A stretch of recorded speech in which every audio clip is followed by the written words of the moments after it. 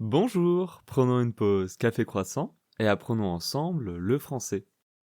Aujourd'hui, on va voir les résultats et les audiences du GP Explorer 3. Comme j'en ai parlé dans un podcast précédent, ce week-end, il y a eu le GP Explorer 3, qui est donc une course organisée par Squeezie. Et donc, les résultats marquants de ce week-end sont notamment la victoire d'un Espagnol, c'est-à-dire Carchez, qui était dans l'écurie de Cupra. Et sur le podium, il y a aussi la streameuse Catsup et le créateur de contenu Maxime Biaggi. Dans les autres faits marquants, il y a aussi eu une casse moteur en fait au tout début de la course durant un tour de chauffe pour le rappeur SCH. Et en termes d'audience, cet événement a de nouveau fait des records puisque sur place, il y avait plus de 200 000 spectateurs tout au long du week-end, donc qui étaient présents au circuit Bugatti au Mans. Il faut savoir aussi que la télévision avait racheté les droits pour diffuser cet événement, et donc c'est France Télévisions qui ont eu plus de 6,7 millions de téléspectateurs cumulés, et même un pic à 1,6 million de téléspectateurs. Et sur Twitch, pareil, ça a battu les records de la deuxième édition, avec un pic à plus de 1,4 million de viewers. Donc on peut vraiment dire que GP Explorer 3 est un vrai succès commercial.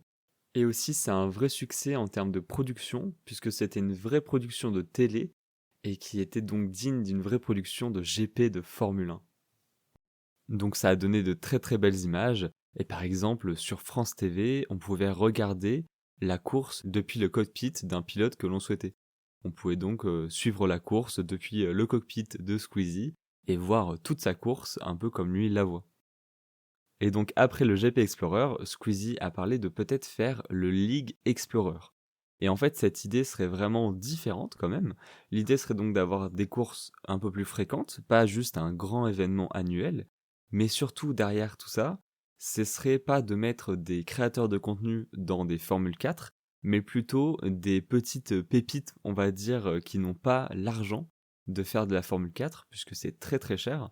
Et l'idée serait plutôt de prendre des gens qui sont très forts en karting, qui sont très forts sur les simulateurs, et que en fait les créateurs de contenu soient plutôt les écuries, et donc ils choisissent leurs pilotes, et les pilotes concourent dans une ligue, avec peut-être donc du karting, ou alors directement de la Formule 4, et la personne qui gagnerait pourrait alors par exemple gagner une année en ligue officielle de la Formule 4.